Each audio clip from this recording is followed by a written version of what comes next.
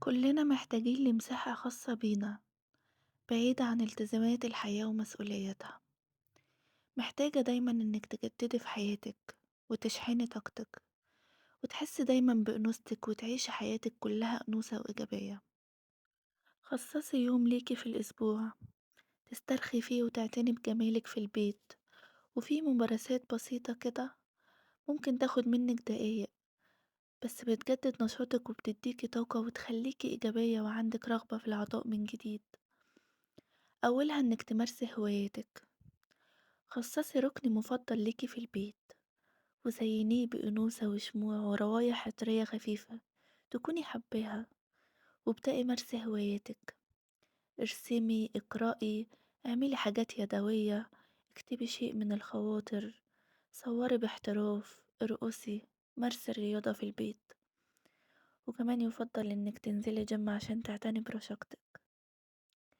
استرخي في المية الدافية مع الرغوة والزيوت والأملاح العطرية.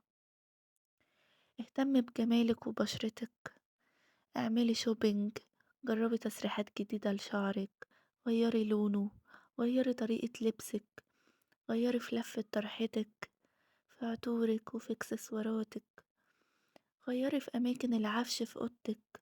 خليكي متجددة دايما واقتلي الروتين.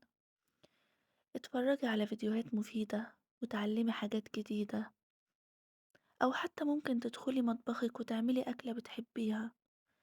ما تعيشيش حياتك من غير شغف، والشغف إنك تحبي هواية وتعشقيها، وما تحسيش بالوقت ولا بالتعب والإرهاق من كتر ما انت مركزة في اللي بتعمليه. الشغف ده رحلة بحث مش بالتوقع، فلو انت مش شايفة شغفك فين، جربي حاجات جديدة ومختلفة عشان تلاقي شغفك. أنا اكتشفت إن أنا بحب القراية رغم إني كنت أكتر حد ممكن أشوفها مملة، ومقدرش أقرا نص ساعة حتى على بعضها. بس دلوقتي عندي شغف إن أنا أقرا كل الكتب وأتعلم وأفهم.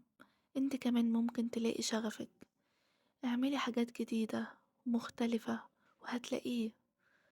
وأخيرا، لو عجبكم الفيديو ما تنسوش تحطولي قلوب كتير وتتابعوني عشان أحس إنكم متفاعلين معايا وبتسمعوني، وكمان عشان نكمل التغيير اللي بدأناه سوا في الفيديو اللي قبل ده. وأشوفكم بخير الفيديو الجاي. مع السلامة.